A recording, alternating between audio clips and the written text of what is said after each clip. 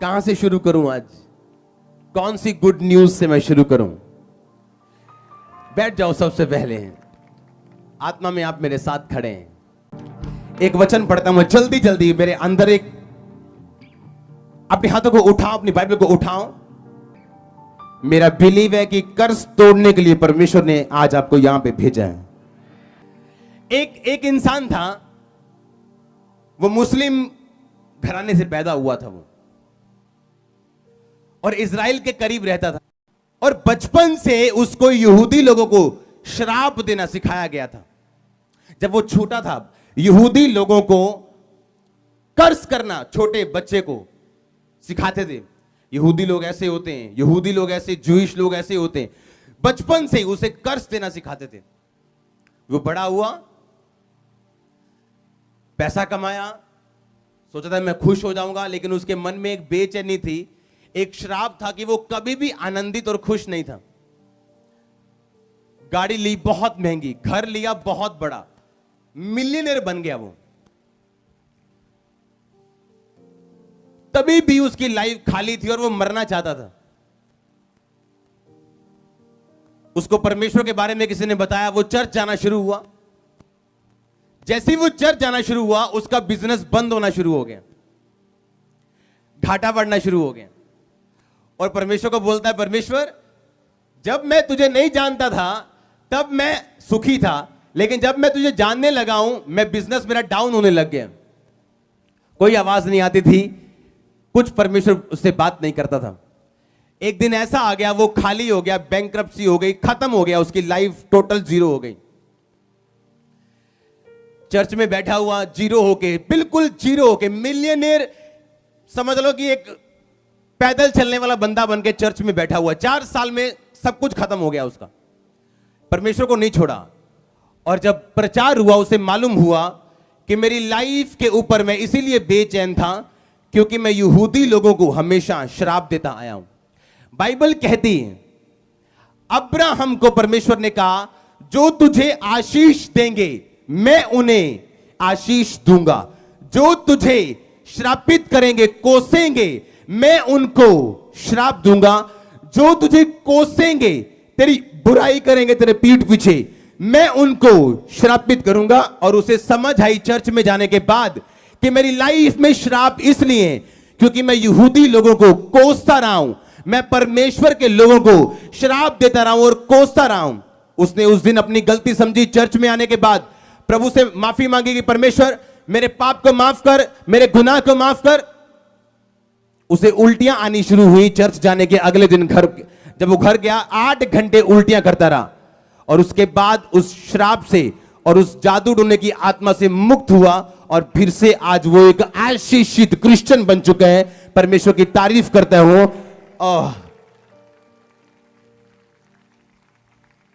Hallelujah. अगर आप Thursday नहीं आए थे तो मैं आपको वचन देता हूं। एक मरकुस में लिखा, आपको मैं पढ़ाऊंगा नहीं, लेकिन आपने ध्यान से सुनना है उसे। जब प्रभु यीशु मसीह मृतों में से जी उठे थे, तो उसने जी उठने के बाद जब औरतें उसको ढूंढने के लिए गई थी, तो वहां पे लिखा कि एक स्वर्गदूत यीशु मसीह की कब्र के पास बैठा था और उसने कहा, तुम किसको ढूंढ रही हो? वो तो जी उठे हैं। अब जाओ उसके चेलों और पतरस से कहो, वो तुम्हें गलील में मिलेगा। उसके चेलों और, ऐसा क्यों? ऐसा क्यों? वीरवार वाले लोगों को मालूम होगा क्यों। हालेलुया।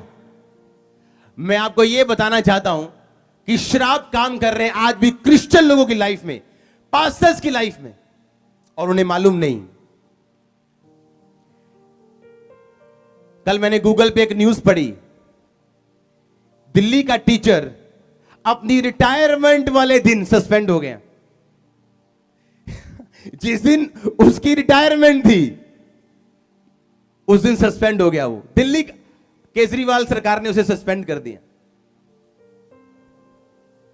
आप इमेजिन करो श्राप की हाइट। एक बंदा अपने रिटायरमेंट वाले दिन सस्पेंड हो गया। आप नहीं जानते, सरकारी बंदों को मालूम है इसका असर क्या है। हां, सरकारी बंदे जानते हैं कितना बड़ा हादसा है एक बंदे की लाइफ में। क्योंकि जब शराब काम करते हैं वो आपको गलत डिसीजन लेने पे मजबूर करते हैं।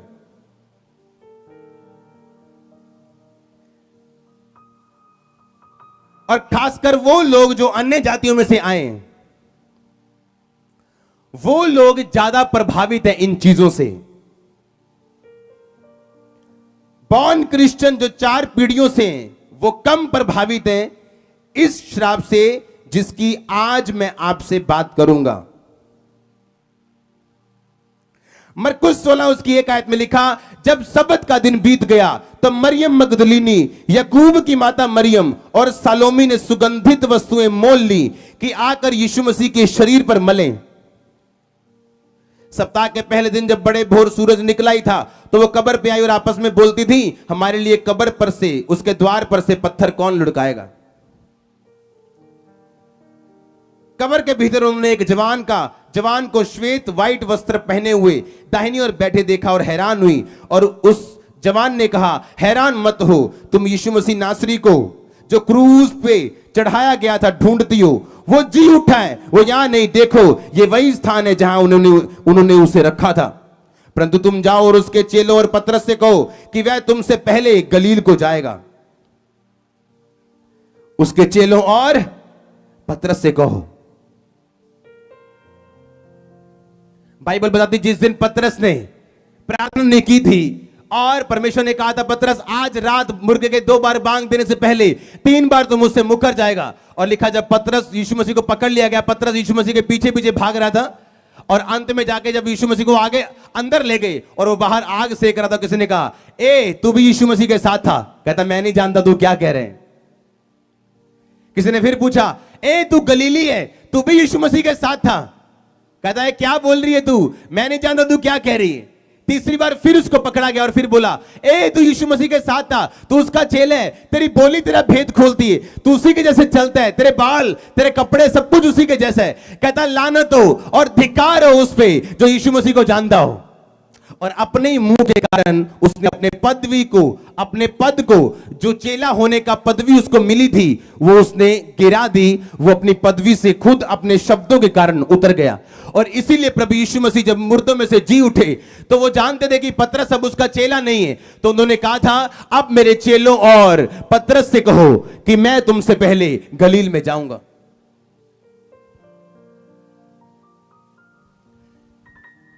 मैंने आपको थर्सडे बताया था कि एक बंदा बोलता है अपनी वाइफ को, कहता तेरे खाना बनाने से कहता मैं उकता गया हूं, कहता तेरा खाना खा खा के मैं तंग आ गया हूं। शायद वो टेस्टी नहीं था या वो बोर हो गया था और इस बात के कारण उसे पेट की बीमारी हो गई थी और पूरी उम्र वो ये जान नहीं पाया कि उसे पेट की बीमारी क्यों हुई।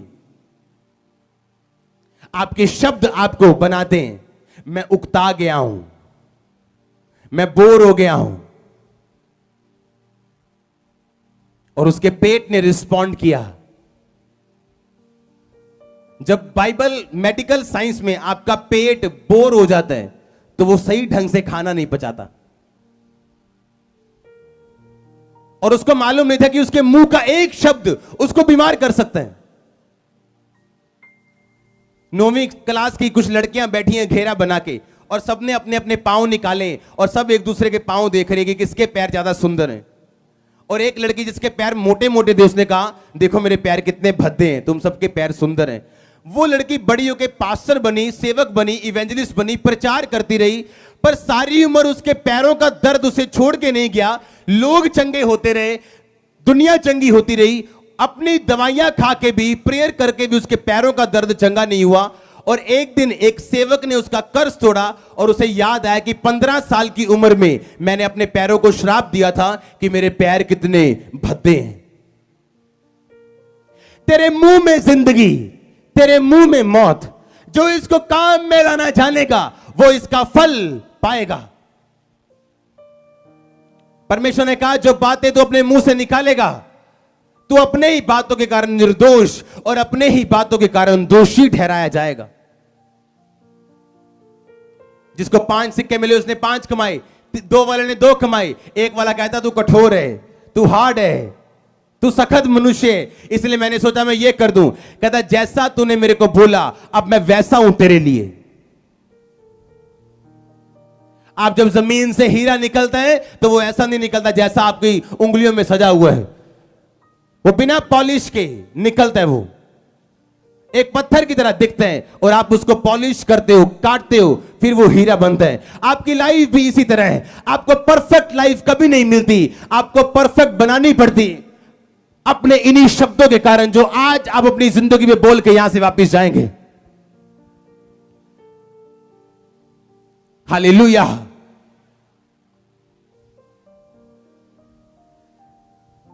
जब बच्चा शरारती करता तो मम्मी बोलती है फिटे मुंह, और कल को जब उसका मुंह फट जाता है, मर जा तू, जब वो कल को उसका एक्सीडेंट हो जाता है तो फिर वो रोती है। और मालूम नहीं आपने खुद तो बोया था अपने बच्चों की जिंदगी में, जब आप गुस्से में थे। आप गुस्से में किसी पे ब्लेड मारोगे, क्या वो मरे लगेगा कि नहीं लगेगा? हां, बाद में बोलोगे सॉरी सॉरी सॉरी, क्या वो कट हट जाएगा, भर जाएगा, टांके लग जाएंगे अपने आप सॉरी बोलने से? हां, कैसे हैं आप? बस ये आई चलाई हो रही। आपके ये शब्द आपको पूरी उम्र आशीषित नहीं होने देते। कैसे हैं? बस दाल फुल्का चल रहा है, दाल फुल्का चाहिए तो परमेश्वर आपको दाल फुल्के पे ही रखता है। I am super blessed, I am super healthy, I am more than blessed. आप नहीं जानते आपके मुंह के शब्द आपको बिगाड़ते, आपको बनाते। आप क्या चाहते हो प्रभु से लेना? एक औरत आगे बोलती परमेश्वर मेरी बेटी में से दुष्ट आत्मा निकाल। यीशु मसीह कहते मैं अपने इजराइल के लोगों के पास भेजा गया हूं, अन्य जातियों के पास नहीं भेजा गया। कुत्तों को मैं बच्चों की रोटी नहीं दे सकता। वो औरत बोली, ये नहीं बोली चल ठीक है कोई नहीं, तू नहीं करनी हो, कोई कर देगा प्रेयर। हाँ, चर्च नहीं करेगी, वो कर देगी। हाँ, उसने ये नहीं कहा, बोली परमेश्वर कुत्ते भी वही चूर चार खाते हैं जो तेरी बालकों की मेज से गिरते हैं। यीशु मसीह ने कहा इस बात के कारण चली जा, इस बात के कारण जो तेरे मुंह से निकली दुष्ट आत्मा तेरी बेटी को छोड़ के जा चुके हैं। तेरे मुंह में जिंदगी, तेरे मुंह में मौत है। ऐसे ही श्राप है मसीह लोगों के ऊपर जो उनके अपने मुंह से निकले हैं, उनकी लाइफ को जो प्रभावित कर रहे हैं। ऐसे शब्द आप गुस्से में हो सकते हैं, आप परीक्षा में हो सकते हैं, आप फ्रस्ट्रेशन में हो सकते हैं, लेकिन परमेश्वर तब भी ध्यान रखता है आपके मुंह से क्या निकला, कितना निकला और कब निकला। अगर आप उससे तौबा नहीं करते, जो गलत आपके मुंह से निकला, वो शब्द आपको पूरी लाइफ टाइम प्रभावित करने वाले हैं। चाहे आप पास्टर क्यों नहीं, चाहे आप विश्वासी क्यों नहीं, टाइटर्स क्यों नहीं, आपके मुंह से जो निकले, आपके दिल में जो आए, आपकी परीक्षा के टाइम या आपकी खिजाहट के टाइम या आपके खुशी के टाइम या आपके दुख के टाइम, ये कोई मायने नहीं करता। हम इमोशन से परे जीते हैं, हम आत्मा के द्वारा जीते हैं, ना कि जो हम महसूस करते हैं उसके द्वारा। और इसीलिए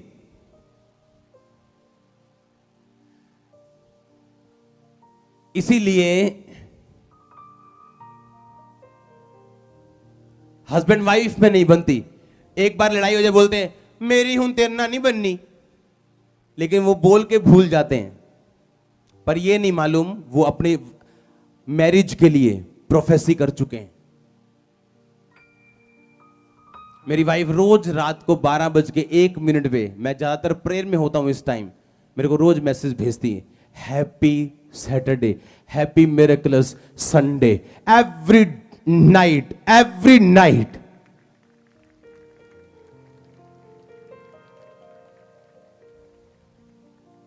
Every night, every day. हमने कोई कई बार बोलनी भी हो कुछ बात तो हम इशारों में समझ जाते हैं। अपने मुंह से हम वो चीजें नहीं निकालते जो हमें प्रभावित कर सके। आमीन। मेरी हूं तेरना बननी नहीं, और भूल जाते बोल के, और ये भूल जाते कि तुमने अपनी वाइफ के लिए क्या कर दी, प्रोफेसी कर दी। तुम परमेश्वर के लोग हो, तुम्हारे मुंह से जो निकलेगा वो पूरा होगा, और तुमने जो बोला, तुमने बो दिया, अब तुम काटोगे। फिर बाद में बोलेंगे पता नहीं क्यों साड़ी ने छोटियां छोटियां गल्लां च बहुत लड़ाई होती, पता नहीं क्यों। क्योंकि आपके मुंह से कुछ निकला जो नहीं निकलना चाहिए था। जो फ्यूचर में चाहते हो वो बोलो, और खुदावंद ऐसा ही फ्यूचर बना देगा जो आपके मुंह से निकले। आपका फ्यूचर आपकी जेब के हिसाब से नहीं, आपका फ्यूचर आपके मुंह के हिसाब से बनाया जाता है चर्च।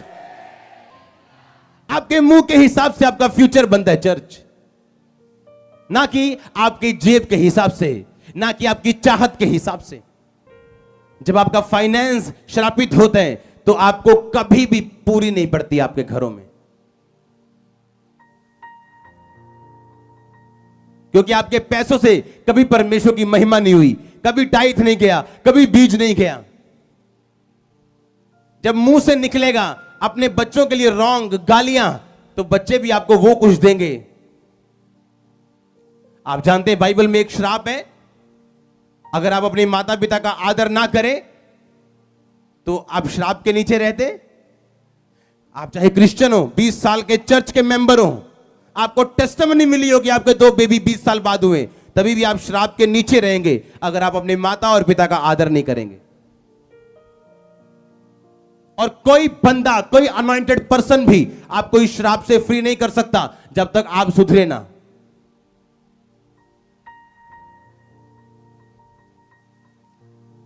जब तक आप उन शब्दों को वापस ना ले जो आपने अपनी मैरिज पे, अपने बिजनेस पे बोले हैं। कुछ लोगों को मैंने देखा है सारी उम्र काम सेट नहीं हुआ, कारण क्या? मुंह से बस यही निकला, मेरा काम लस्सी हो गया, काम खराब हो गया, काम बुरे हाल है यार। आपके हाल कभी नहीं सुधरेंगे, कभी भी नहीं। आप उस काम में 50 लाख भी डाल लोगे, आप जीरो के जीरो रहोगे जब तक आप अपने मुंह से नहीं बोलोगे आई एम सुपर ब्लेस्ड।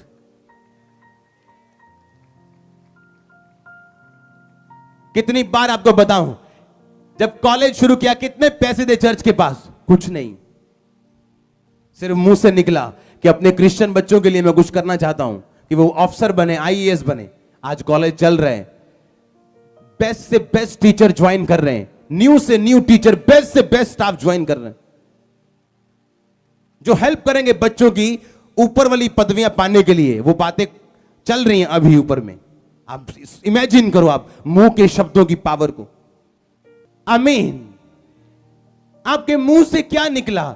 जब परीक्षा आई, जब मुश्किल आई, या खुशी आई, या आप क्या अपने मुंह को इस्तेमाल करना जानते हैं कि नहीं जानते? आप अगर अपने मुंह से एक ऐसा बंदा जो पूरी दुनिया का मददगार हो, लेकिन अगर आपके मुंह से उसके लिए अपशब्द निकले और आप उसके लिए वफादार ना हो, तो हो सकता है वो आपके लिए मददगार ना ठहरे। क्योंकि जो आप बोएंगे वो आप काटेंगे, जो आप बोलेंगे वो आपकी लाइफ में पूरा होगा। हालेलुया।